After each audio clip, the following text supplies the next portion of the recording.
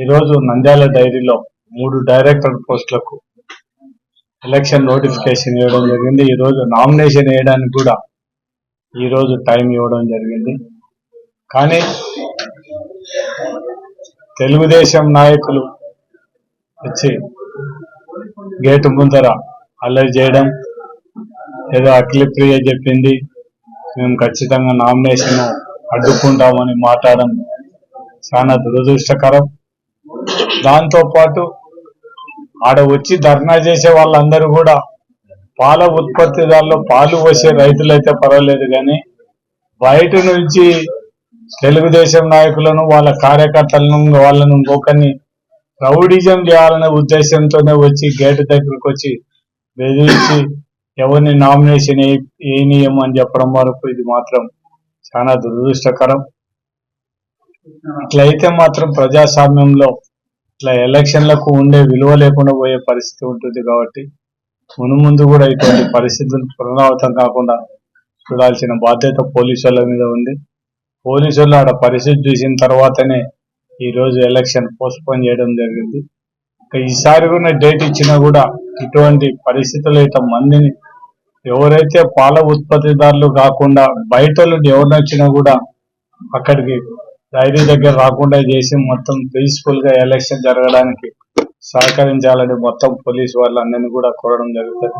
అంటే తెలుగుదేశం పార్టీ అధికారంలోకి వచ్చిన తర్వాత ఏ ఎలక్షన్ జరపాలని కూడా దౌర్జన్యంగానే ప్రజలు మెచ్చి ఓట్లు వేయించుకొని గెలిపించుకోవాల్సినది ఆలోచన చేయకుండా మన నీటి సంఘాల ఎలక్షన్లు జరగడం జరిగింది.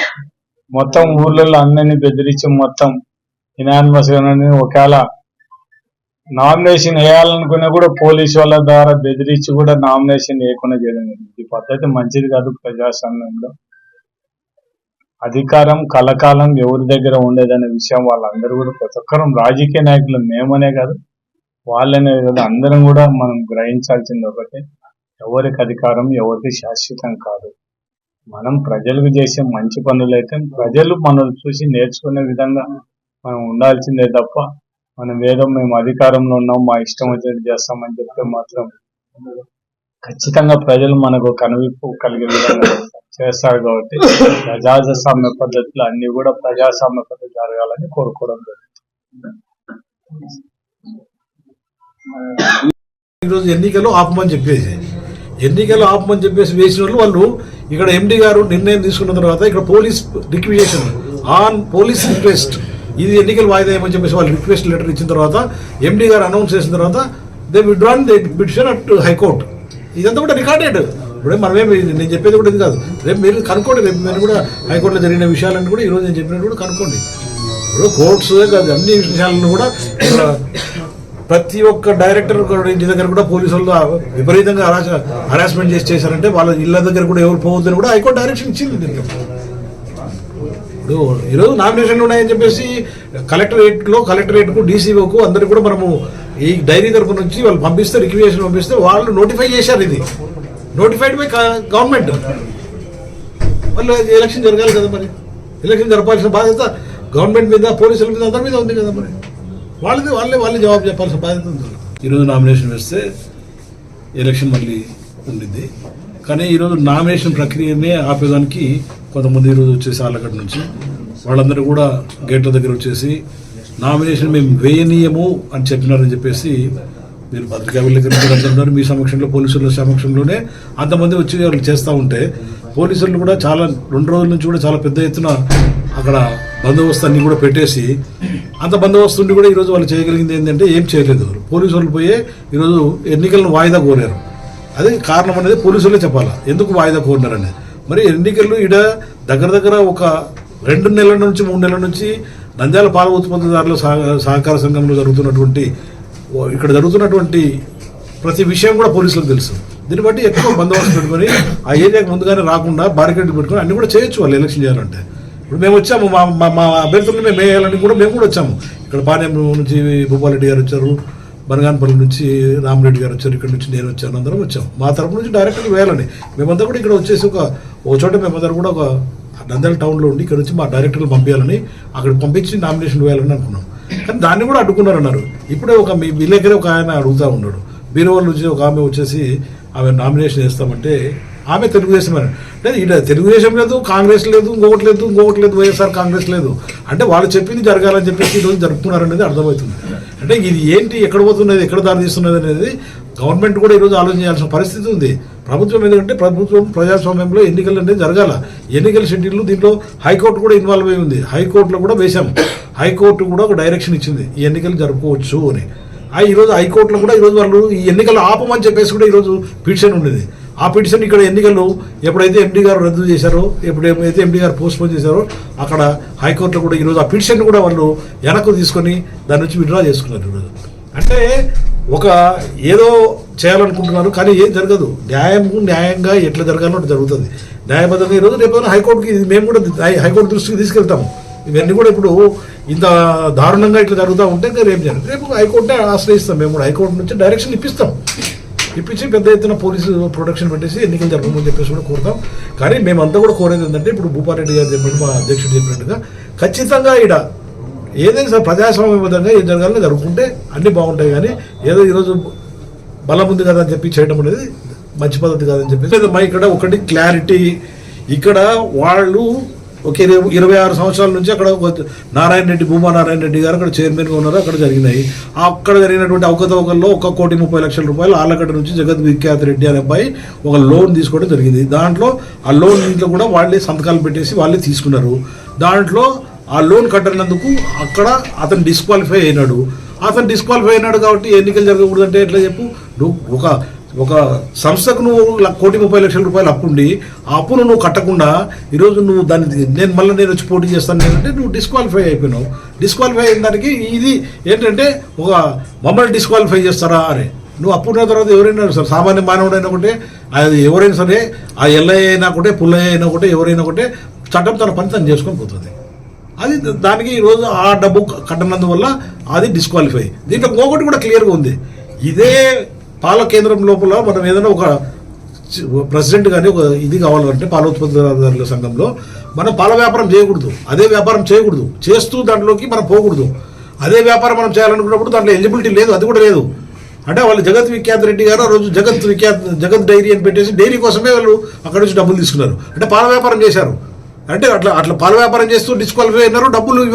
తీసుకొని డబ్బులు రిటర్న్ చేయకుండా కూడా డిస్క్వాలిఫై అయినారు. Both sides disqualified. ఆ డిస్క్వాలిఫికేషన్ చేశారు. డిస్క్వాలిఫికేషన్ నువ్వు డబ్బు కట్టలేదు కాబట్టి, సంస్థకు అప్పున్నావు కాబట్టి నువ్వు చేశారు. ఉద్దేశాల్లో తప్పు. నువ్వు లీగల్గా నువ్వు చేస్తూ ఉంటే ఏదానికైనా బాగుంటుంది. లీగాలిటీకి విరుద్ధంగా నేను కాకపోయినా నేను కావాలంటే ఎక్కడ కాలేరు. ప్రజాస్వామ్య పద్ధతిలో ఎన్నికలు జరుగుతాయని చెప్పి మేమందరం కూడా ఆశించాం. కానీ ఈరోజు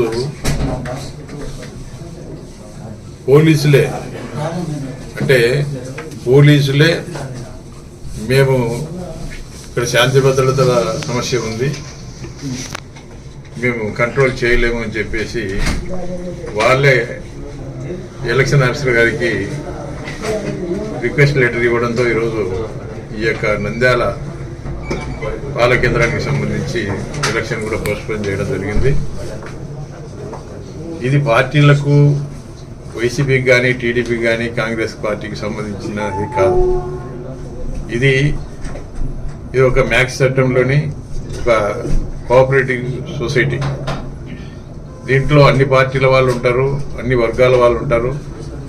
ఈరోజు 3 డైరెక్టర్లకు ఎలక్షన్ జరుగుతూ ఉంది. మరి పోలీసులు ఎందుకు పోస్ట్పోన్ చేయిస్తున్నారో మాకు అర్థం కావడం లేదు. ఎందుకంటే 11 గంటల నుంచి 2 వరకు నామినేషన్ కార్యక్రమం ఉంది. 10:45 నిమిషాలకే పోస్ట్పోన్ చేసినట్టుగా ఎలక్షన్ ఆఫీసర్ గారు డిక్లేర్ చేయడం జరిగింది. అంటే ఇది ఎవరి ప్రోద్బలంతో ఎలక్షన్ పోస్ట్పోన్ చేస్తూ ఉన్నారు? ఎందుకు పోస్ట్పోన్ చేస్తూ ఉన్నారు? దానికి పోలీసులే సమాధానం చెప్పాలి. మరి అదేవిధంగా ఎందుకంటే గతంలో కూడా ఇక్కడ మిల్క్ డైరీకి సంబంధించి ఎలక్షన్ జరిగింది.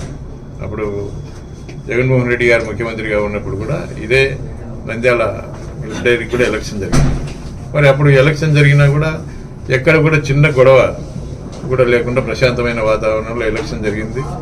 మరి ఆనాడు వైసీపీ సానుభూతిపరమైనటువంటి జగన్మోహన్ రెడ్డి గారు చైర్మన్గా కూడా ఎన్నిక కావడం జరిగింది. మరి ఆనాడు ప్రజాస్వామ్య పద్ధతిలో ఎలక్షన్ జరిగినప్పుడు ఈరోజు ఎందుకు ఆ విధంగా పోస్ట్పోన్ చేయాల్సిన అవసరం ఏముంది? అంటే ఎలక్షన్ అనేది ఇంకా ఎప్పుడు జరగకుండా చేయాలనుకుంటున్నారా, లేకుంటే దీన్ని ఈ డైరీని శాశ్వతంగా మరి ముగించాలని చెప్పి ప్రయత్నం చేస్తా ఉన్నారా? ఇక్కడ ఈ యొక్క డైరీ అనేది ఎన్నో సంవత్సరాలుగా మరి దీనికి ఒక చరిత్ర ఉంది. ఈరోజు తెలుగుదేశం పార్టీ అధికారంలోకి వచ్చిన తర్వాత మరి చంద్రబాబు నాయుడు గారు మొత్తం డైరీలన్నీ కూడా ఒకటోటిగా మూత వేసి మరి ఆయన సొంత డైరీని డెవలప్ చేసుకోవడం జరిగింది. ఆ విధంగా ఏదైనా కుట్రలు జరుగుతూ ఉన్నాయనేది మాకు అనుమానం కలుగుతూ ఉంది. ముఖ్యంగా ఈరోజు ఈ యొక్క ఎలక్షన్ ప్రక్రియ చూస్తే చాలా వరకు బాధేస్తూ ఉంది. ఎందుకంటే అసలు ఎలక్షన్ అనేది ఎవరో చెప్తే పోస్ట్ పోన్ చేయడము, మరి ఎవరో చెప్తే ఎలక్షన్ డిక్లేర్ చేయడం అనేది కాదు. మరి ముఖ్యంగా పోలీసు అధికారులు కూడా దీని మీద పునరాలోచన చేసి ఖచ్చితంగా ఎలక్షన్ జరపాలా. ఈ 3 డైరెక్టర్లకు మరి వాళ్ళకు మెజార్టీ ఉన్నప్పుడు ఎవరు కూడా ఏం భయపడాల్సిన పని లేదు. ఇది ఎవరైతే ఈ యొక్క గ్రామాల్లో సొసైటీ ఉన్నారో ఆ సొసైటీ ప్రెసిడెంట్ వచ్చి ఇక్కడ ఎలక్షన్కు అతను ఓటర్గా నమోదు అవుతుంది, వాళ్ళు మాత్రమే ఓటేస్తారు. మరి ఏదేమైనప్పటికీ కూడా ఇది చాలా దురదృష్టకరం. ఎలక్షన్ జరిగి ఉంటే ఖచ్చితంగా మా వైఎస్ఆర్ పార్టీకి సంబంధించిన సానుభూతి పరులు, అంటే పార్టీకి సంబంధం లేకపోయినా కూడా మా యొక్క డైరెక్టర్లు 3 కూడా అఖండమైన మెజార్టీతో గెలిపించుకునే దానికి మాకు సంపూర్ణమైన మెజార్టీ కూడా ఉండింది. ఇది కొంతవరకు మాకు బాధ కలుగుతూ ఉంది. ఎందుకంటే చాలా మంది మా డైరెక్టర్లు కూడా ఖచ్చితంగా గెలుస్తామనే నమ్మకం మాకుంది, మెజార్టీ మాకుంది. అన్ని గ్రామాల్లో కూడా ఈ సొసైటీలో ఎక్కువగా వైసీపీకి సానుభూతి పరులు మాత్రమే సొసైటీ ప్రెసిడెంట్గా ఉన్నారు. కాబట్టి గతంలో కూడా జగన్మోహన్ రెడ్డి గారి గవర్నమెంట్లో ఉన్నప్పుడు కూడా మరి ఆనాడు కూడా తిరుగులేని మెజార్టీతో మరి డైరెక్టర్లు గెలిచి చైర్మన్గా కూడా ఎన్నిక కావడం జరిగింది. కాబట్టి ఈసారి కూడా తప్పకుండా ఎప్పుడు ఎలక్షన్ జరిగినా కూడా ఖచ్చితంగా వైఎస్ఆర్ పార్టీకి సంబంధించిన ఈ యొక్క ఈ డైరెక్టర్లను తప్పకుండా గెలిపించుకుంటామని చెప్పి ధీమా వ్యక్తం చేస్తాం.